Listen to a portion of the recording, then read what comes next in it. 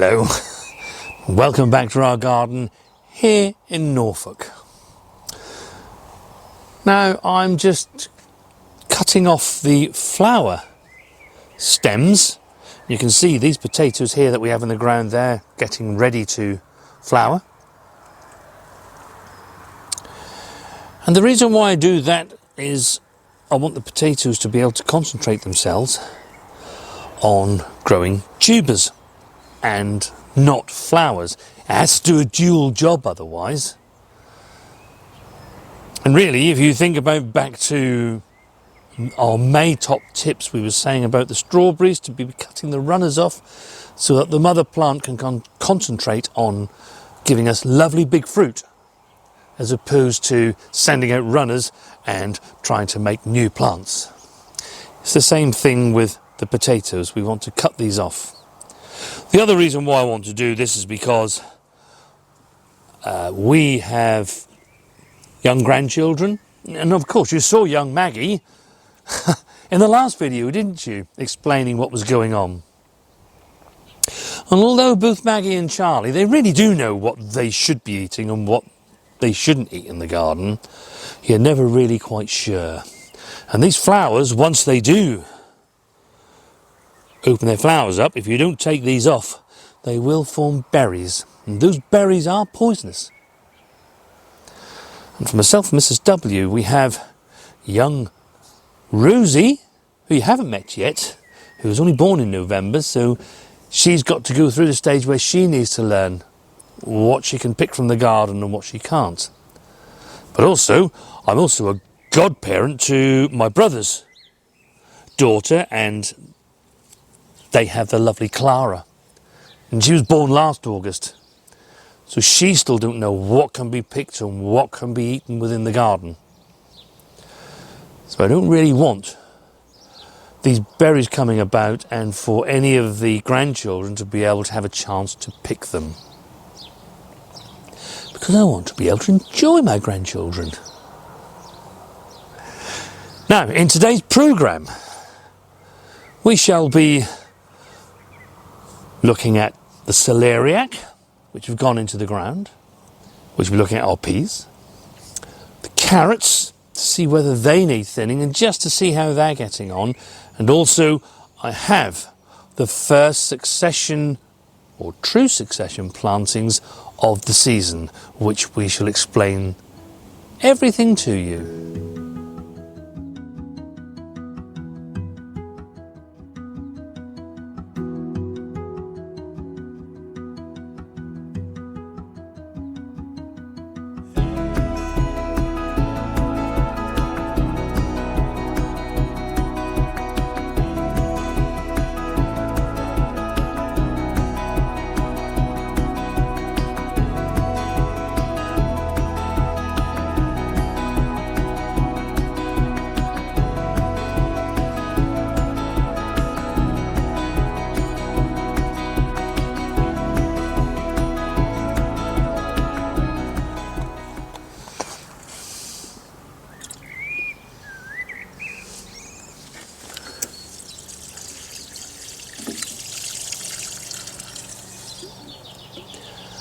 As you know, we've been growing our first early potatoes and our second early potatoes in tubs this year. And I've had one or two questions about how regularly they should be watered. Well, I'm no expert on growing potatoes in tubs, not at this moment in time. We normally grow ours in the ground. And this is really our first year of production doing this, where we've got quite a lot of potatoes growing in tubs. But what we're reckoning on doing, or what we're looking at doing, is to give these potatoes a really good soaking once every 2 to 3 days, depending on the weather. But every 2 to 3 days we'll give them a good soaking, and then every couple of weeks we give them a feed. And this is with our comfrey feed that we make. We have a comfrey plant towards the top of the garden, and we make our own comfrey feed. It's free, doesn't cost you anything.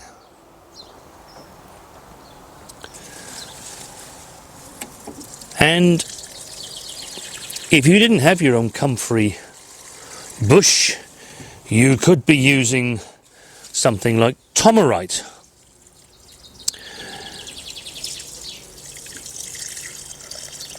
Because potatoes are actually a member of the tomato family, which is why if you're getting blight with your tomatoes, you need to keep your potatoes as far away from them as possible so that they don't then get it, and vice versa. And of course, being a member of the tomato family, that means that they are a member of the deadly nightshade family. And another reason, hence why I said at the beginning of the video, to not let those potatoes flower, to cut the flower heads off so that they can't produce their seed heads, because they are the things that are really, really poisonous. Now, I do have an apology to make, because myself and Mrs. W actually made a video last week for you to be able to watch, hopefully last Thursday. But unfortunately the SD card was corrupt and we couldn't take anything that we filmed from it. So we do apologise about that, and also for what I'm going to talk about next, because all this was filmed last week. Now if you look down here first, we have planted our celery out. They're looking really good, doing really well actually, and yeah, we do like the celery. But taking over from the celery once they have finished, because as soon as the first frosts come, it will finish the celery plants off. But it doesn't the celeriac. You can see we put the celeriac in here. I did say to you guys a few weeks back that I had put some in with the plants that were a little bigger. And you can see these are much bigger than these ones here. The ones you see here, this is more like the size that I would plant them out.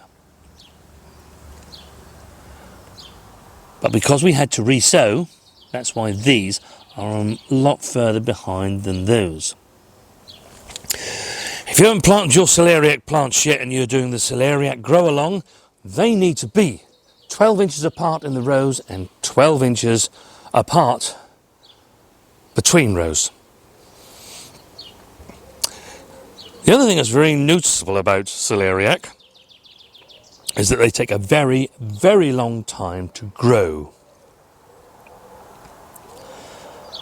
And so what we have done, we have put some multi-sown turnips in between those, which will harvest long before the celeriac need the space that they're going to grow in.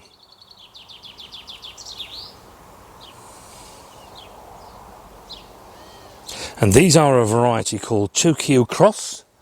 And we heard about those, didn't we, Mrs. W? And we thought that they look and they sound a really nice turnip.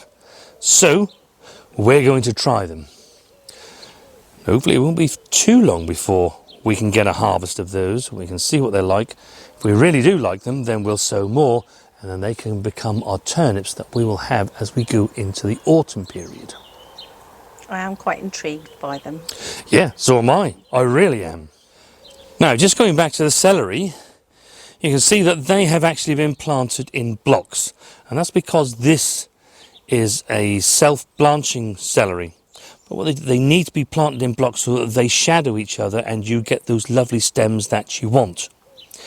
It is a variety, I think, was... Golden self-blanching. That's the one. Golden self-blanching.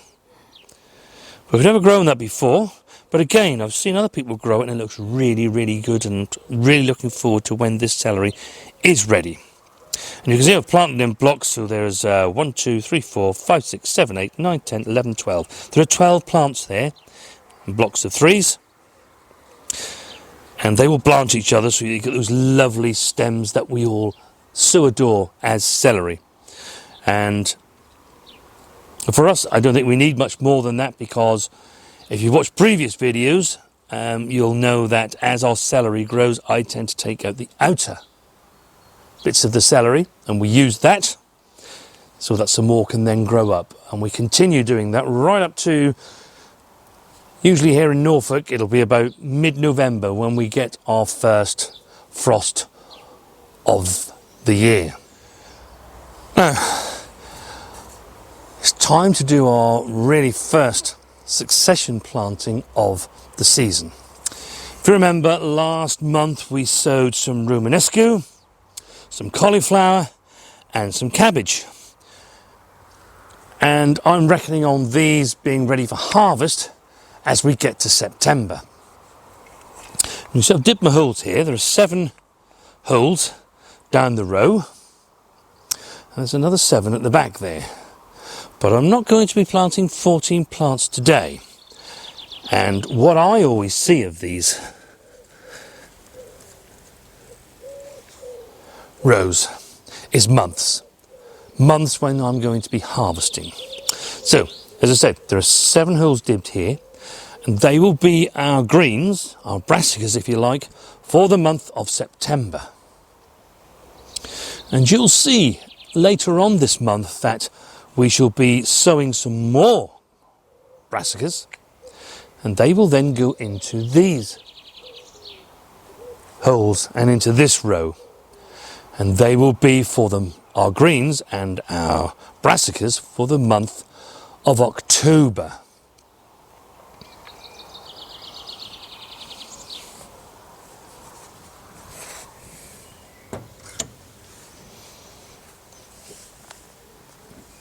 Now the first thing we have to do is to terminate some of these plants.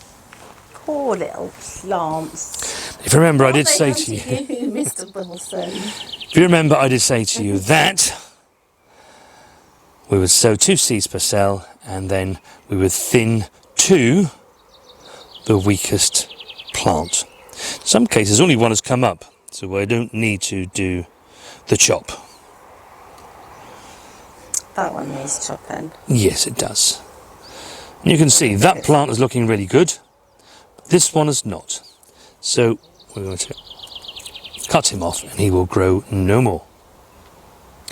These are some romanesco, which I can tell you Mrs. W my favourites. absolutely adores. Be gentle with them.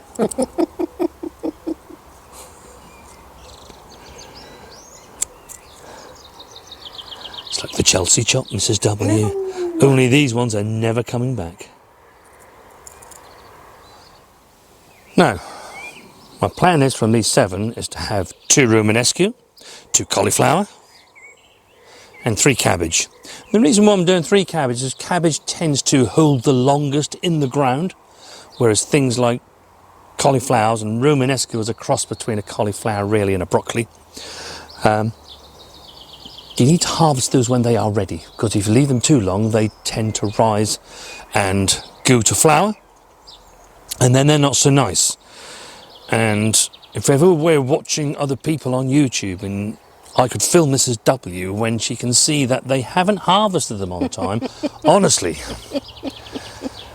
it'll either be, you silly man or you silly lady, you really need to harvest these now.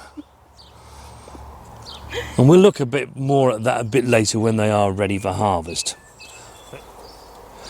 And you can see they've got a lovely root system. And so let's get a romanesco in there, and as per usual we do like to plant them nice and deeply.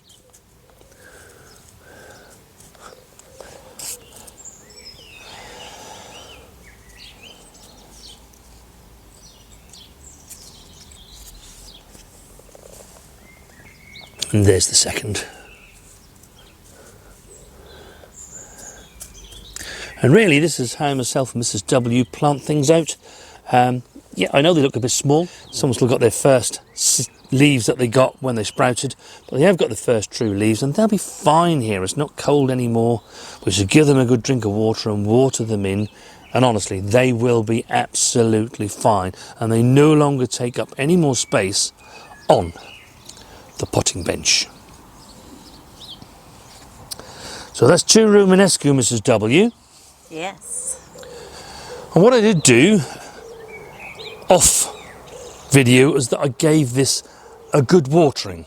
If you remember, we had our purple sprouting broccoli in here, and we twisted those out They're now composting away lovely, and I've put a layer of compost over the top, being No Dig.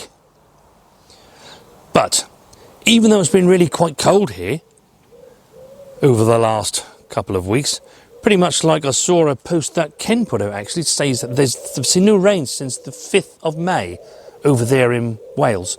It's been the same here, even though it's been really cold and we haven't had the sunshine, but we've seen no real rain since the beginning of May. In fact, the end of April I think it was, wasn't it, Mrs. W? So the ground has been really dry, and you can see that it is really dry.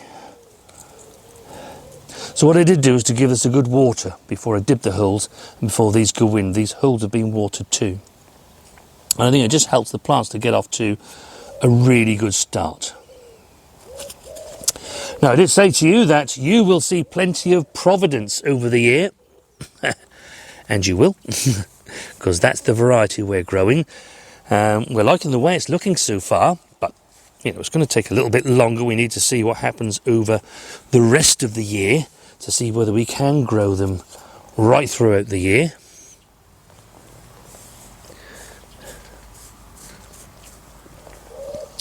And if that is the case and we really like them, then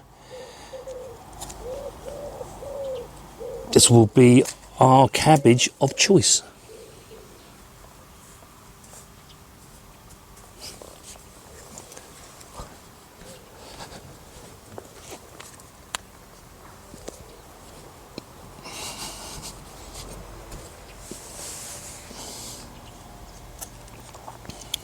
And then we just need a couple of cauliflowers, Mrs. W. Good.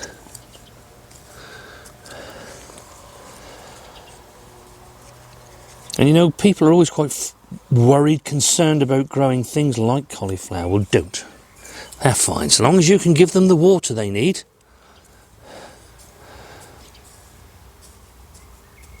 And they're kept well fed, then they'll be fine.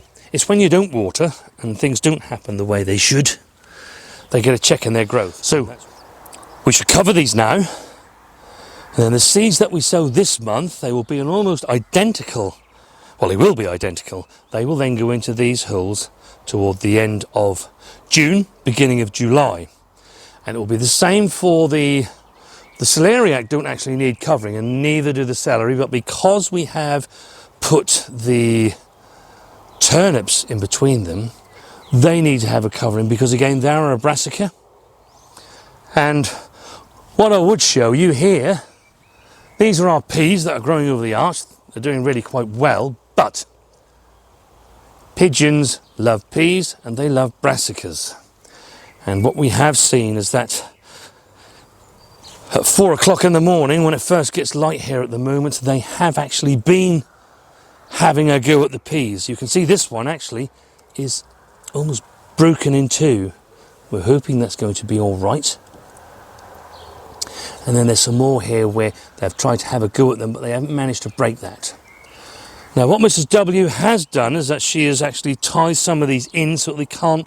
I have a feeling that they're on the ground and they're jumping up and trying to pull them so they can get to the tops. But also, I don't know if you remember, but earlier on in the year we sort of said, when we made the tunnel, somebody said, why don't you leave these things sticking? Why are you cutting them down for? Because they might help with the pigeons. And actually, I think you're right. So we've been starting to put some more of these on, but we've left them long. Cable ties. And we've been setting the alarm for 3:30. In your dreams, maybe. Looking out that window.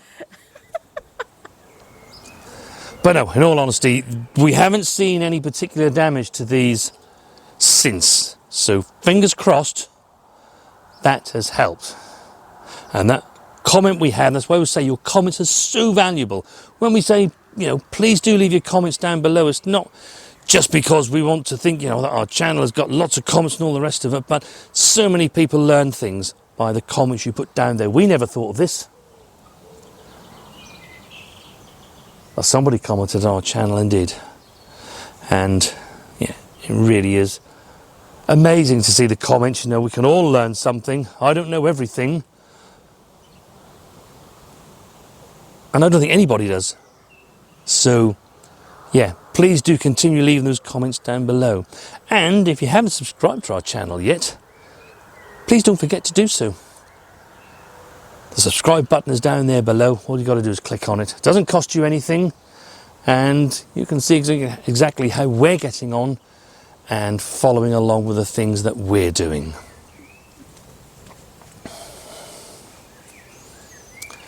Now, it's a really exciting time. Well, for Mrs. W it is anyway. That's got Because my name actually, on it. there's already peas that are starting to grow. And when we looked at this actually yesterday, it was about that big, wasn't it? I know. It's actually, grown, no, it's grown there. And it's not the only one, because we have more. And you can see there's more coming. There's one there. And we were sitting a little bit earlier and just looking at, oh, there's another one forming here. Look, Mrs. W, look, a little tiny one coming at the flower. Can I film that? Yes, I can. Yeah, look at that. Now, it doesn't matter what I grow, I like to keep an eye on things and just have a look at them. And during this month, you're not supposed to get so much of the carrot fly. However, I don't know that the carrot fly actually got that message, because these have been covered since they were sown toward the end of March. So let's have a look and see what we have got. We did a pretty good job of sowing them, really. Well, actually, Mrs. W did. But if you look, there are some little carrots. And actually, this is a great time to actually be harvesting them and then leaving the rest to grow on, because then you get something tangible that you can eat. Oh, Mrs. W. I can smell them. Oh, my Lord. Amazing, I love carrots. Now, this is a variety called Norwich. And of course that had to be grown, didn't it? And you can see, look, in this clump here we have 1, 2, 3, 4, 5 really quite close together. So it's a good idea to actually take the ones that you think are probably a little bit advanced. You can use those in salads, and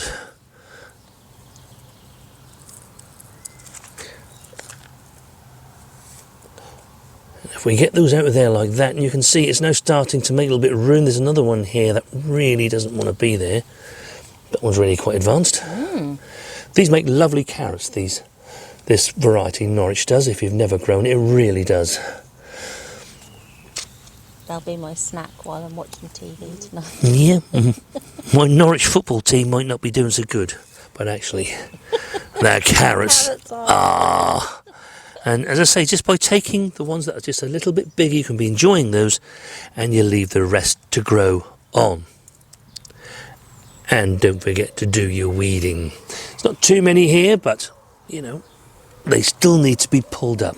So it's worth looking at those, Mrs. W. I'm just looking at because we haven't we've never grown this other variety, have we? No, the Amsterdam Maxi, the next row in. So let's just pull one of those and see what they're looking at. Oh dear.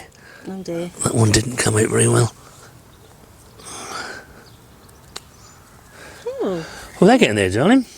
I need to just pick that back. That's it. They're getting there. Because they were sown at the same time as the Norwich, weren't they? But they have been a slower growing Yeah. variety. They didn't germinate really at the same time. No. And if you look at the next row along there, that's another row of Norwich. That will be the last of the summer carrots that we will have sown. And they were sown 2 weeks ago, was it? 2 or 3, I can't remember exactly, but yeah. So they're germinating really nicely now, and yeah, away they go. So carrots doing well.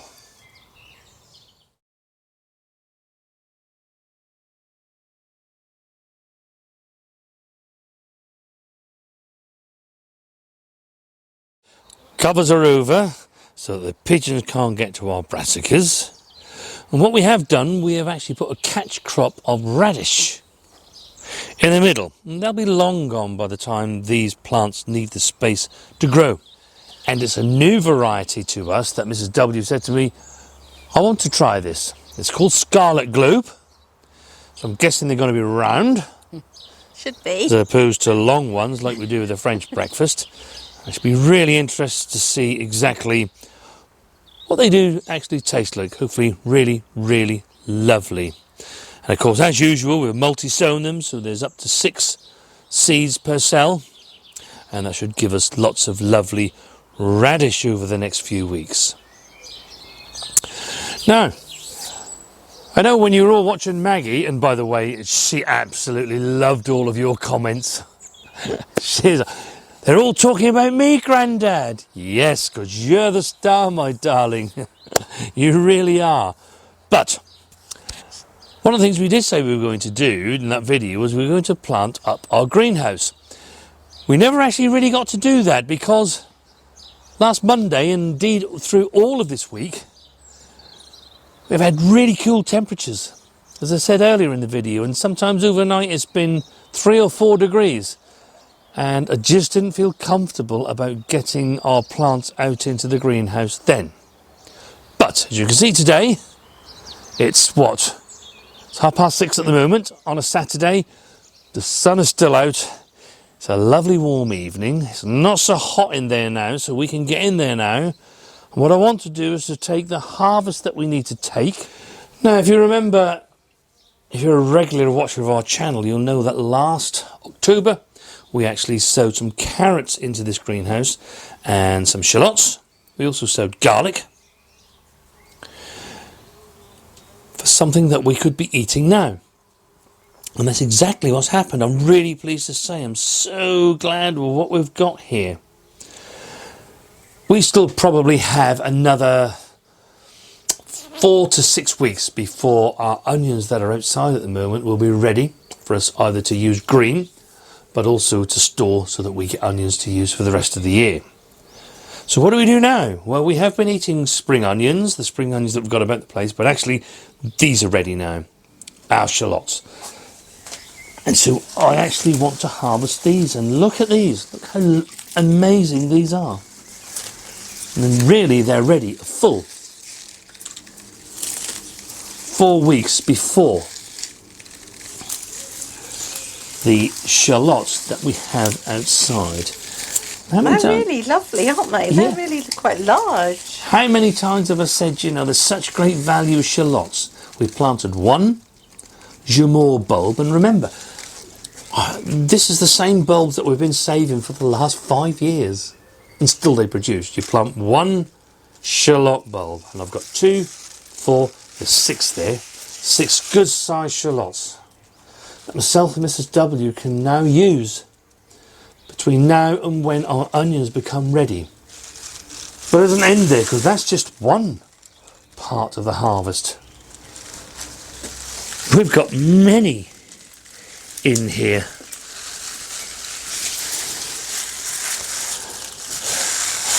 So there we are.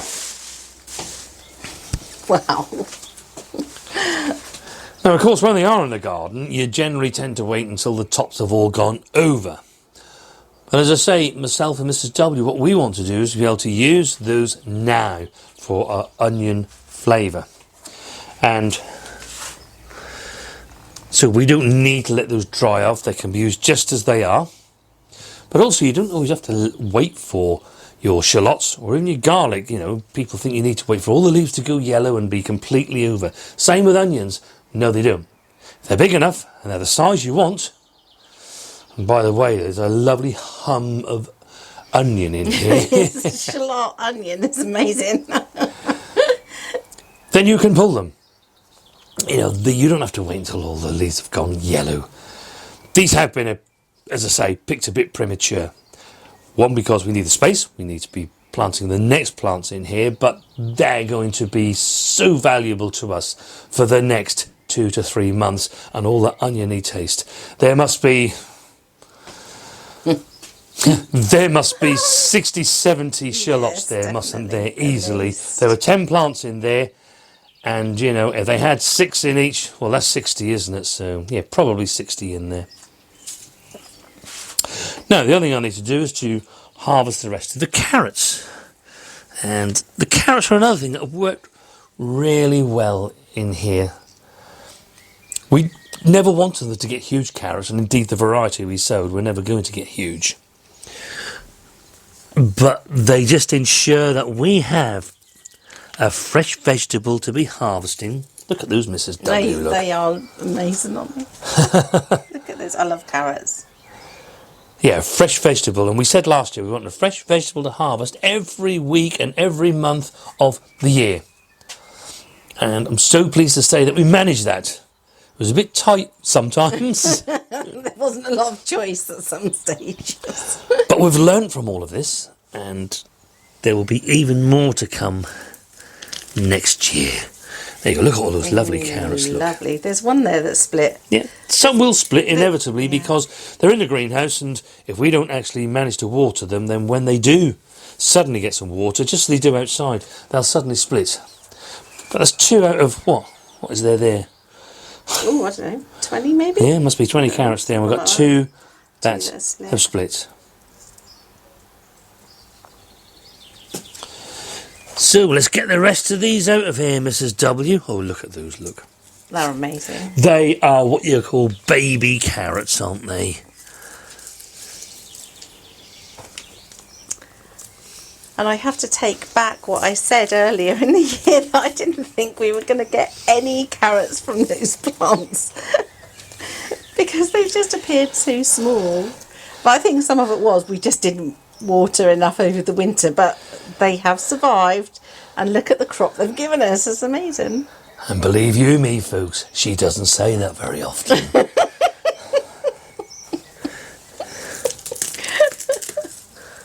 I've cleared the greenhouse of the carrots and the shallots, but I have left the garlic just to finish off maturing. It's looking really, really good. And it'll be ready to pick in the next couple of weeks. But it's not going to interfere with what we want to be getting on with planting. But you'll have to wait until the next episode for that. Simply because this video has been a lot to do.